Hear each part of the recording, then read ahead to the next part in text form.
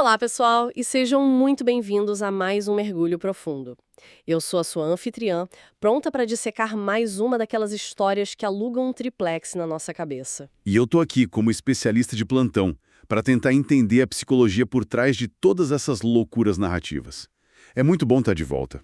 Bom, hoje a gente vai abrir as portas de uma mansão bem problemática.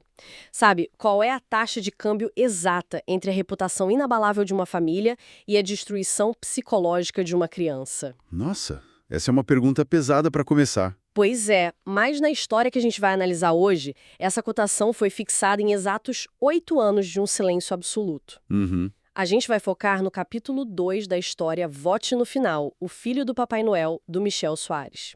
O nosso objetivo hoje é entender como mentiras antigas sempre, invariavelmente, cobram um preço. Com certeza. E é uma excelente forma de enquadrar a situação. Porque o que a gente está prestes a explorar não é só um drama doméstico, sabe? É a arquitetura de um colapso iminente. Exato. Esse texto é fascinante porque ele funciona tipo uma lupa sobre a hipocrisia e aqueles mecanismos de defesa que as pessoas usam para evitar olhar no espelho. E eu sei que quem está escutando a gente hoje adora quando a gente disseca essas famílias disfuncionais. Ah, sem dúvida. Porque todo mundo conhece uma família que, tipo, mantém as aparências perfeitas ali na sala de estar, mas esconde esqueletos gigantescos nos armários dos quartos, né? Perfeito. É exatamente sobre o desmoronamento dessa fachada. E a genialidade desse capítulo específico está na forma como o autor usa um evento minúsculo como o estopim. Para quem está acompanhando a nossa análise, o contexto inicial parece super simples. A família acaba de voltar de uma ida ao hospital. Uhum. O pequeno Felipe, o sobrinho, fez um curativo que vai impedir ele de entrar na piscina. Ou seja, estragou as férias de todo mundo na casa de campo. Só que o ferimento físico do Felipe é uma distração brilhante, né? Muito, porque o verdadeiro sangramento nessa casa é emocional. O curativo no joelho do menino é só o catalisador que acaba expondo uma hemorragia de 8 anos. Precisamente. E, olha, em vez de entregar a revelação do segredo de bandeja pra gente, de forma barata, a narrativa obriga a gente a caminhar pelos escombros da culpa deles. Sim, a gente tem que ir tropeçando nos pedaços. Exato. A gente pode ver isso logo de cara. Assim que eles chegam do hospital, enquanto tem aquela tentativa superficial de animar a criança na sala, o Rogério, que é o nosso protagonista, Ele foge. Literalmente foge. ele sobe correndo pro quarto e entra no chuveiro. E o texto diz que ele quer tirar o cheiro de hospital, o cheiro antisséptico. Mas, tipo, vamos ser honestos aqui.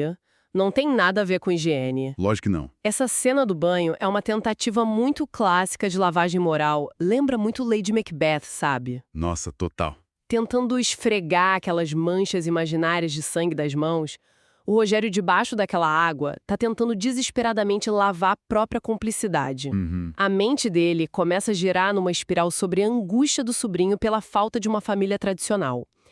E o que eu acho mais revelador são as palavras que o Rogério usa nos pensamentos dele. Ele chama de criancice. Isso, ele classifica uma decisão gravíssima que ele tomou há 8 anos como, abre aspas, uma criancice. E esse termo criancice é um mecanismo de defesa psicológico monumental. Como assim? Explica melhor pra gente. Tipo, ao rotular um pacto que alterou para sempre a vida de uma criança como algo pueril, o Rogério tenta diminuir a gravidade do próprio erro.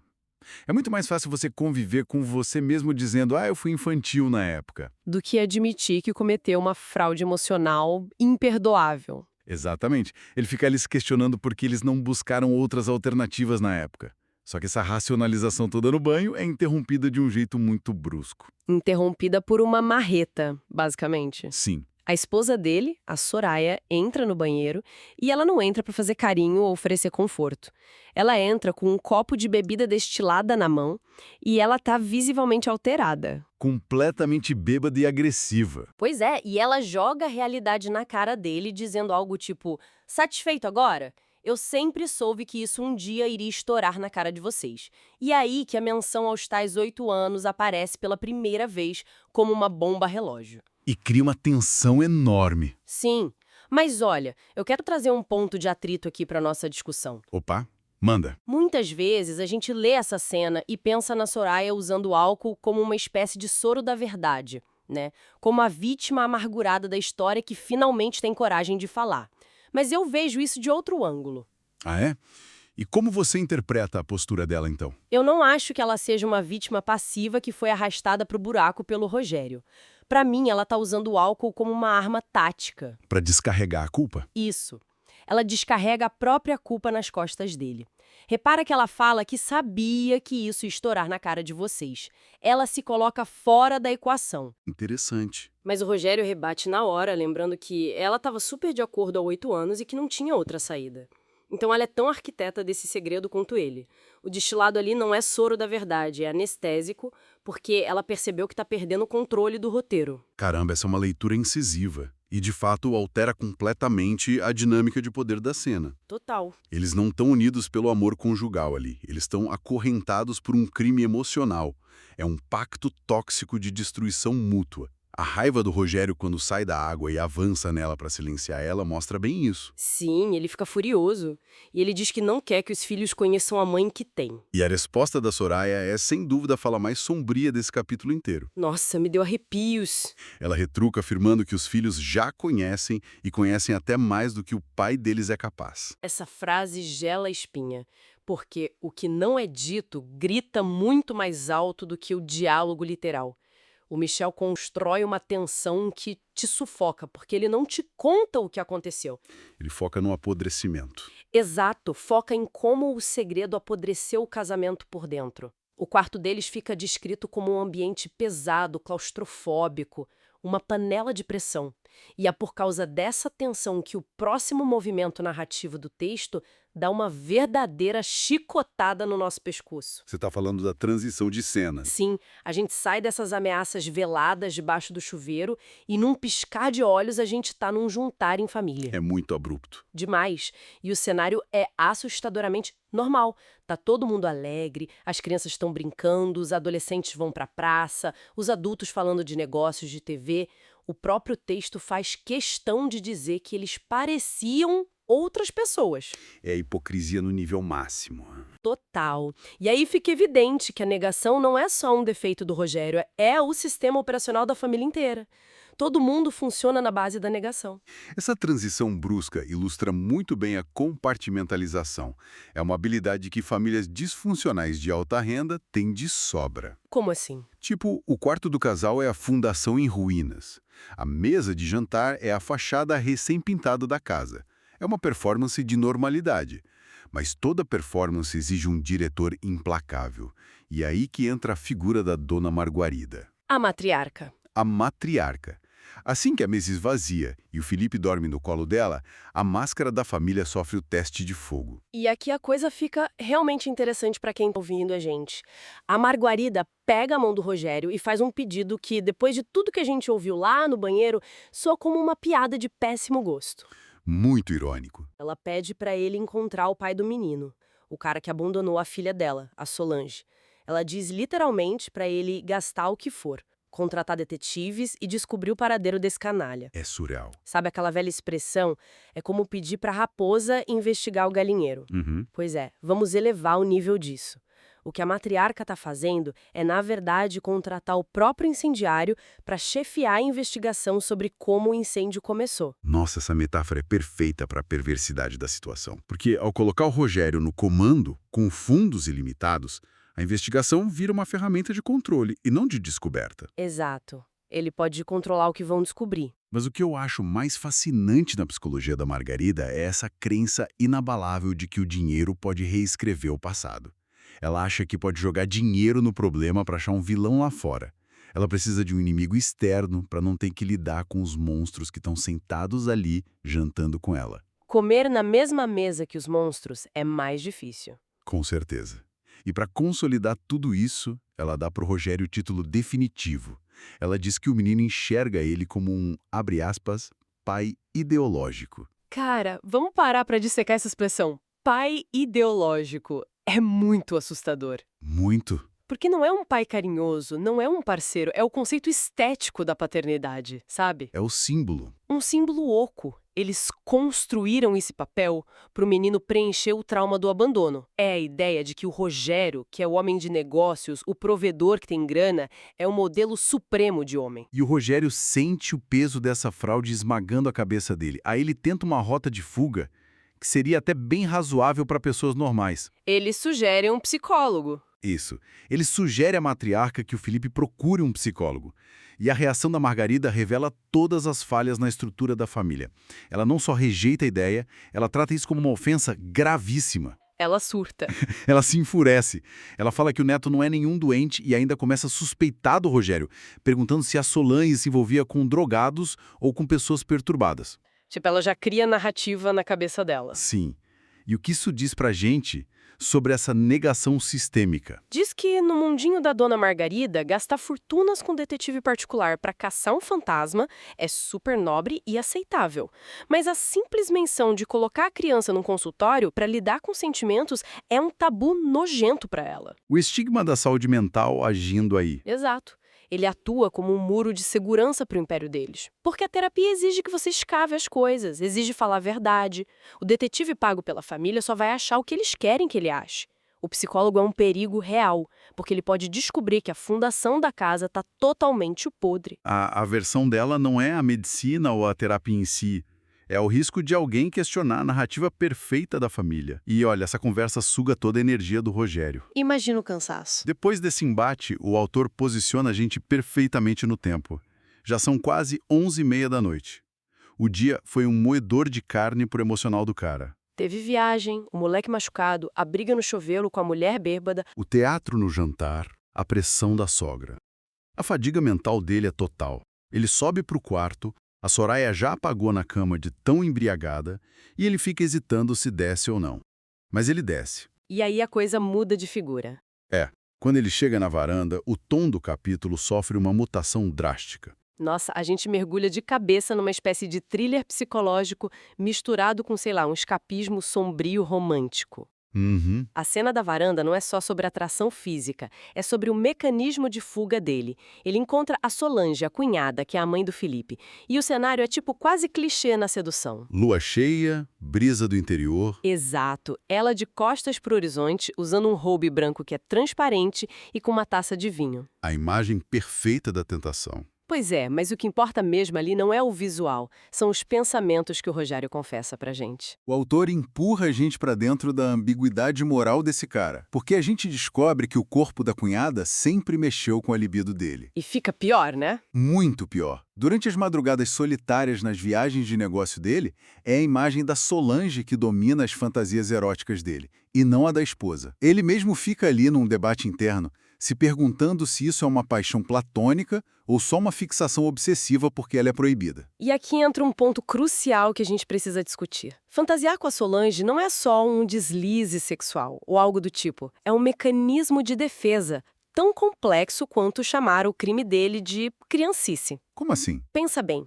Ele tá preso num casamento super tóxico com uma mulher que enche a cara pra atirar verdades nele. A Solange ali na varanda, frágil, precisando de ajuda, ela representa o oposto. A donzela em perigo. Exato. Ela é a realidade alternativa que ele sacrificou 8 anos atrás. Quando ela chora, encosta a cabeça no peito dele e fala que sente falta das conversas de madrugada deles, ela tá dando pro Rogério uma coisa que ele simplesmente não tem no casamento. Poder. Poder e adoração. Ela alimenta o complexo de salvador dele. É brilhante. Ele deixa de ser o cara covarde fugindo da culpa no chuveiro e vira o protetor indispensável. Ele consome essa dependência que ela tem dele. E o momento chega no ápice, quando o Rogério, ali lutando contra o impulso de realizar 8 anos de fantasia reprimida, toca no rosto dela e fala a frase que sela o destino dele. Ele diz: "Você sabe que pode sempre contar comigo. Já provei a você isso." Caramba! É uma declaração de cumplicidade dupla, sabe? Ele usou o sacrifício do passado para validar e manter ela amarrada nele no presente. Só que o universo, né, ou nesse caso a genialidade da narrativa do Michel Soares, tem um senso de humor bem macabro. O time é perfeito. No milissegundo exato dessa promessa, nesse pico de vulnerabilidade onde o Rogério está se achando o grande herói da noite, a realidade simplesmente atropela a fantasia. Literalmente. Aquele clima de romance gótico na varanda é estraçalhado pelas luzes de giroflex de um carro de polícia que para na frente da mansão. O policial pergunta por ele e solta a última bomba do capítulo. O filho adolescente do Rogério foi preso por porte de drogas. É o momento de maior retribuição kármica do texto inteiro. Para a galera que está escutando o peso desse suco no estômago, a gente tem que voltar para a conversa da sala de jantar. A conversa com a Margarida. Isso. Horas antes, a matriarca estava lá indignada, criando uma paranoia irreal de que a filha poderia ter se envolvido com pessoas perturbadas ou drogados. Ela usou essas exatas palavras para criar o vilão invisível que abandonou o neto. E quem ela colocou no pedestal, do lado oposto? O próprio Rogério. O Rogério, o pai ideológico, o símbolo da moralidade. A ironia chega a ser sádica, porque ela morria de medo de que o sangue do neto tivesse vindo de um drogado imaginário, enquanto o sangue real do pai ideológico perfeitinho está preso numa viatura da polícia exatamente por drogas. É a queda do castelo de cartas. Total. Enquanto o Rogério estava lá muito ocupado brincando de salvador infalível para o sobrinho, sendo o gerro de ouro que contrata detetives e alimentando fantasia erótica com a cunhada na varanda, o próprio filho biológico dele estava afundando pela ausência desse cara. A prisão do menino não é só um crime ali no papel. É um grito de socorro de alguém que tem um pai, fisicamente em casa, mas que emocionalmente é uma casca vazia. A vidraça daquela fachada maravilhosa deles acabou de virar pó, o que acaba levando a gente para a grande questão filosófica que o autor deixa no ar para quem lê. Você acha que Rogério deveria assumir Felipe como seu filho? E depois de toda essa nossa análise profunda, a gente desconstrói tudo para entender que essa pergunta é muito maior do que só mudar um nome numa certidão. Muito maior. Assumir o Felipe significa abraçar as consequências radioativas daquela decisão de 8 anos atrás. Significa confessar tudo para a família inteira. É detonar a estrutura da mansão de vez. Não tem saída fácil. A teia é tão complexa que não existe solução cirúrgica. Vai deixar vítimas para todo lado. A gente tem um casamento sustentado pela chantagem de um segredo, uma matriarca que prefere financiar a própria ilusão a encarar os fatos, um desejo proibido anestesiando a dor e, no fim da linha, os filhos pagando a conta dessa herança emocional falida, seja pela dor do abandono ou sendo presos de verdade. A narrativa ensina de um jeito bem duro que as omissões não somem no ar, elas acumulam juros. O custo psicológico de manter as aparências é infinitamente maior do que o alívio rápido de fugir da verdade lá atrás. Com certeza. Quando uma mentira precisa que a família inteira se contorça para ficar de pé, ela deixa de ser um erro e vira a própria fundação da casa. E, bom, fundações podres caem no cabeça de quem mora dentro. Exatamente. Mas, olha, refletindo sobre todas essas camadas sombrias, tem um detalhe bem cômodo que eu quero jogar aqui para quem está escutando a gente pensar bastante depois que o programa acabar. Opa, lá vem. A gente pensou muito sobre os motivos do Rogério para manter esse segredo, né? A culpa, o medo de perder a esposa, aquela tentativa torta de bancar o protetor da Solange. Mas vamos voltar um minuto para a dinâmica financeira daquele jantar com a dona Margarida. Onde você quer chegar com isso? Ela deixou muito claro que gastaria qualquer valor, que derramaria a fortuna inteira dela para manter a narrativa do jeito que ela quer. Sim, ela falou isso mesmo. Então, e se essa relutância absurda do Rogério em revelar a verdade durante quase uma década não tiver nada a ver com o instinto de proteger a família? Eita. Pensa comigo. Se esse segredo nuclear explode e destrói a imagem sagrada dele como o intocável pai ideológico, a consequência não vai ser só um climão no almoço de domingo. O que está na mesa é o império inteiro. Caramba. É o controle sobre os negócios, o patrimônio e a herança gigantesca da matriarca. Levando em conta o nível de hipocrisia e ambição que a gente viu aqui, quando o preço da verdade é perder as chaves de um império milionário, a mentira deixa de ser um fardo pesado. A mentira vira um modelo de negócios extremamente lucrativo. Que perspectiva assustadora, mas que faz todo sentido. Afinal, olhando as peças nesse tabuleiro de xadrez, do que o pai ideológico perfeito é realmente capaz de fazer para impedir que a fonte de dinheiro seque. Fica aí o questionamento para tirar o sono de todo mundo hoje. Ativo pelas engrenagens escuras do comportamento humano.